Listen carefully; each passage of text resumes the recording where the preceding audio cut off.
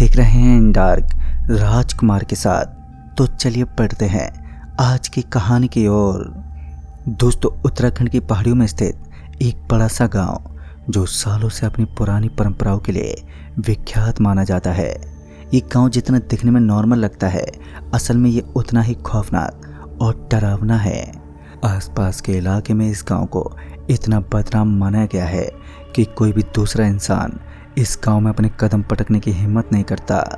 आसान भाषा में कहा जाए तो ये गांव अपने आसपास के इलाके का सबसे बदनाम गांव है, जिसकी करतूत खून की नदियां बहा देती है। तो आइए जानते इस भयानक गांव की एक ऐसी डरावनी दास्तां जिसे सुनकर अच्छे की रूह कांप जाती है। एक शाम जब सूरज ढल चुका था, तब अमित और जॉनी इस गांव के आसपास के इलाके में घूमने के लिए गए थे। इस गांव के आसपास मौजूद घाटियां बड़े ही सौंदर्य से भरपूर थी, जिस वजह से उन्हें घूमने में बड़ा ही आनंद आ रहा था। इसी तरह जॉनी और अमित दोनों घूमते घूमते इस गांव के करीब पहुंच गए। उन्हें ये गांव बड़ा ही विचित्र लगा। दरअसल जब उन्होंने घाटी के ऊपर से इस गांव की आकृति देखी तो उन्हें ये गांव बड़ा ही पसंद आया और उनके मन में जचने लगा कि उन्हें गांव में घूमने जाना चाहिए। वैसे भी गांव जैसी बिरादरी में जाना उन्हें काफ़ी ज़्यादा पसंद था।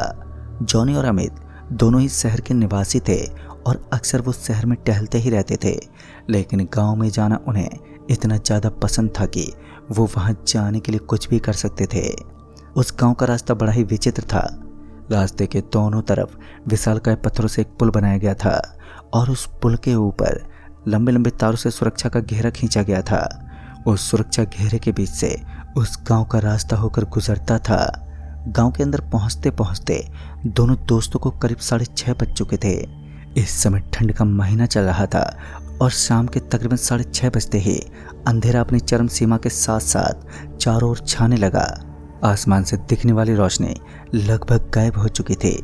ये अंधेरे की पहली झलक थी और जिस रात वो दोनों दोस्त उस गांव में पहुंचे थे तो वो संजोग से एक अमावस्या की रात थी, जिसके बारे में दोनों ही दोस्तों को कुछ भी याद नहीं था। वो उन्हें बस एक नॉर्मल रात लगती थी। जब इसके बारे में उनके सामने एक प्रस्ताव रखा गया तब उन्होंने नज़रअंदाज कर दिया। उन्होंने कहा कि वो ऐसी चीज़ों पर विश्वास नहीं करते, चाहे वो भूत हो या फिर अमावस्या की रात। गांव के काफ़ी लोगों ने उन दोनों को समझाने की बहुत कोशिश की कि जितना जल्दी हो सके उन्हें यहाँ से निकल जाना चाहिए, अन्यथा वो अपनी मौत के दरवाजे तक पहुँच ही जाएंगे। मगर दोनों दोस्तों की एकजुटता और आधुनिकता ने उनके अंदर इतनी ज़्यादा जिद्दी भर दी कि वो चाहकर भी उस गांव से निकल नहीं सके और घूमने का लुत्फ उठाने लगे। दोनों दोस्तों के पास एक अच्छी खासी गाड़ी भी थी जो उन्होंने जंगल में कैंप के दौरान वहीं पर छोड़ दी थी, लेकिन अब वहां तक पहुंच पाना उनके लिए बिल्कुल भी आसान नहीं था। हालांकि जंगल के अंदर कोई भी ऐसा नहीं था जो उस गाड़ी और कैंप तक भी पहुंचा सके। इतना ज़्यादा सन्नाटा था कि किसी चिड़िया की भी आवाज़ आसपास के इलाके में गूंज नहीं पाए। जॉनी और अमित दोनों इस बात से रूबरू थे कि उनके अलावा उनके कैंप के पास जाने की हिमाकत कोई नहीं कर सकता, क्योंकि वो खतरों से खेलते हुए यहाँ तक पहुँचे थे।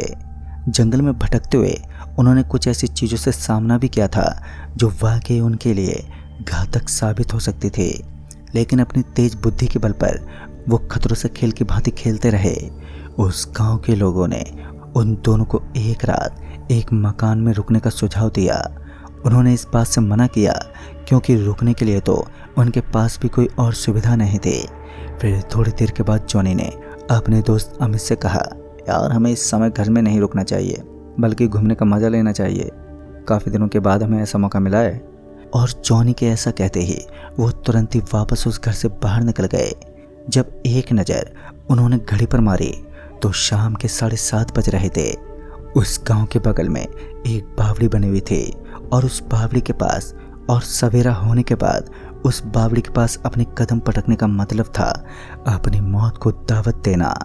गांव दिखने में जितना शांत लग रहा था उससे कई गुना ज़्यादा खतरनाक और खौफनाक था, लेकिन वो दोनों दोस्त इस बात से अनजान थे कि अंततः इस गांव की असलियत क्या है। जॉनी और अमित अभी भी उस बावड़ी के पास पहुंचे ही थे कि सबसे पहले उसकी नज़र एक पहाड़ी पर बैठे छोटे से इंसान पर पड़ी। ऐसा लग रहा था मानो वो कोई बच्चा है।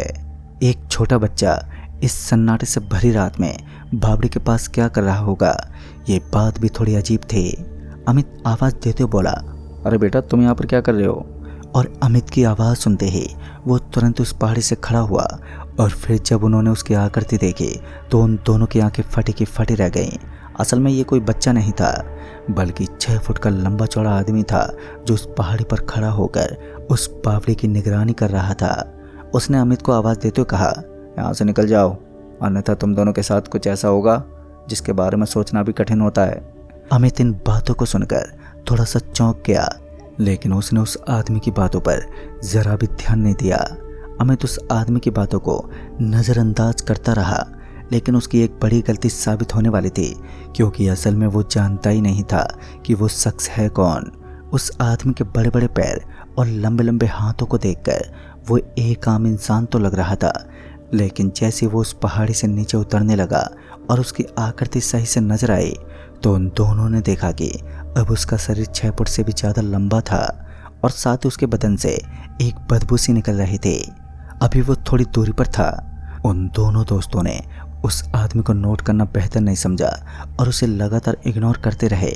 उसने एक बार फिर एक भारी भरकम आवाज़ में कहा, अरे भाई यहाँ से चले जाओ, मरने की हैसियत मत करो। इतना सुनने के बावजूद भी दोनों दोस्तों के चेहरे पर उस आदमी की बातों का कोई असर नहीं पड़ा और वो ऐसे ही घूमते रहे और अपने कैमरे से तस्वीर क्लिक करते रहे। और इतने में एक पत्थर पहाड़ी के ऊपर से लुढ़कता हुआ आया जो जॉनी की तरफ बढ़ने लगा। जॉनी ने जैसे उस पत्थर को अपनी तरफ आता हुआ देखा तो वो आगे आगे भागने लगा और वो पत्थर इतना ज़्यादा घना था कि जॉनी और अमित दोनों को ही मात्र एक पल में कचूमर बना सकता था, जिस वजह से उन दोनों का उस पत्थर से बचना बेहद ही आवश्यक था। जॉनी को एक बड़ा सा खंभा दिखा जो उस जगह का सबसे लंबा और विशाल खंभा था। वो उसी के पीछे छुप गए और फिर वो पत्थर भी अचानक ही गायब हो गया। उन दोनों को ऐसा लग रहा था मानो सब कुछ यहाँ पर मोह और माया का बनाया गया हो। सब कुछ किसी भ्रम की तरह था, क्योंकि कभी भी कुछ भी घट रहा था और उनकी समझ से बाहर था। कहीं ना कहीं उन दोनों दोस्तों को ये मालूम तो पड़ चुका था कि अब जिंदा बचने का एक ही मात्र रास्ता है, बस उन्हें किसी भी तरह उस मकान तक पहुंचना है जो आज उन्हें रुकने के लिए दिया गया था। मगर उस मकान तक पहुंचने के लिए उन्हें करीब 1 किलोमीटर का लंबा चौड़ा रास्ता तय करना था, जो उन दोनों के लिए बहुत मुश्किल था, क्योंकि अब उनके पीछे आत्माओं का एक झुंड पड़ चुका था।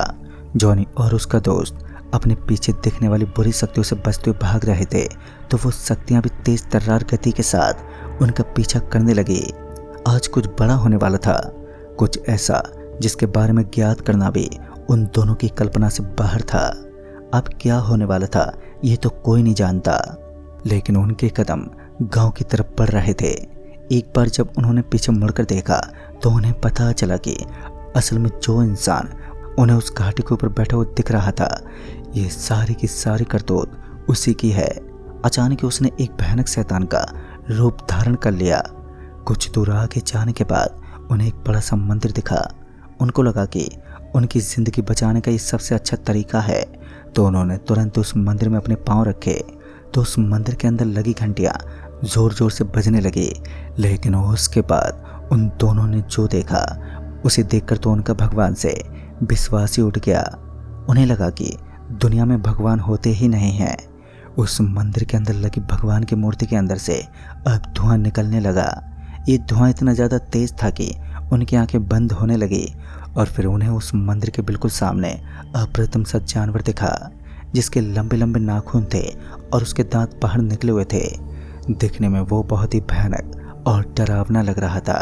कुछ देर तक दोनों दोस्त उसे ऐसे ही घूरते रहे, लेकिन जब उसने अपना मुंह खोला तो उन दोनों की सांसें अटकने लगी। उसके पूरे मुंह पर खून लगा हुआ था। उसके हाथ भी खून से सने हुए थे, मानो उसने अभी अभी किसी मौत के तांडव को जन्म दिया हो, या फिर यूं कहे कि ये अभी अभी किसी इंसान को मार दिया हो और उसकी बॉडी का सारा खून अपने अंदर ग्रहण कर लिया हो। दोनों दोस्त अब उसका मुंह ताकते रहे। उनकी मदद करने वाला यहाँ पर कोई मौजूद ही नहीं था। कुछ देर तक तो वो जानवर से दिखने वाला शैतान उन्हें इग्नोर करता हुआ इधर से उधर देखने लगा, लेकिन ये खामोशी तूफान के पहले का संकेत थे। इतने में ही जॉनी जोर जोर से चिल्लाने लगा और जब अमित ने जॉनी की तरफ देखा तो उसने पाया कि उसके पीछे एक शैतान खड़ा था। दोस्तों, एक दिव्य मंदिर में एक भयानक शैतान को देखकर चौंक जाना एक आम बात है, क्योंकि मंदिर के अंदर किसी शैतान का वास हो ये तो कतई मुमकिन नहीं हो सकता। इतने में उस खौफनाक से दिखने वाले जानवर के कदम जॉनी की तरफ बढ़ने लगे और अमित की आंखों के सामने ही उसने जॉनी को पकड़ लिया और उसे वो घसीटने लगा।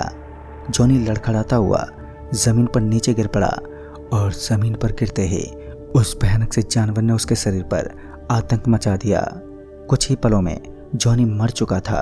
उस डरावने से दिखने वाले शैतान ने जॉनी के जिस्म को फाड़ दिया और उसी समय कुछ देर के बाद वो वहां से गायब हो गया। उसका कार्य अब संपन्न हो चुका था, जिस कारण वो वहां से गायब हो गया। लेकिन अपने दोस्त की मौत का जिम्मेदार अमित खुद को मानने लगा और फिर कुछ देर के बाद तो गांव के लोग भी वहां पर पहुंच गए। दोस्तों, आज इस घटना को कई साल हो चुके हैं, लेकिन उस दिन के बाद अमित किसी के साथ भी घूमने नहीं जाता, खासकर घाटियों में, क्योंकि वो दिल दहला देने वाला नज़ारा उसके दिल में आतंक का शोर मचाता है। कहते हैं कि आज भी उस मंदिर के अंदर एक शैतान का वास है। वहाँ के लोग उसकी पूजा करते हैं और साथ ही उससे नफरत भी करते हैं।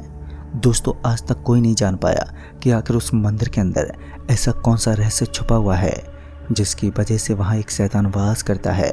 सच में ये सुनने में बड़ा ही अजीब लगता है कि भगवान के मंदिर में कोई राक्षस रहता है और इस राक्षस की पूजा भी की जाती है और गांव के लोग उसका रहस्य किसी को बताना नहीं चाहते। तो दोस्तों, इस कहानी में बस इतना ही। तब तक के लिए बाय एंड टेक केयर।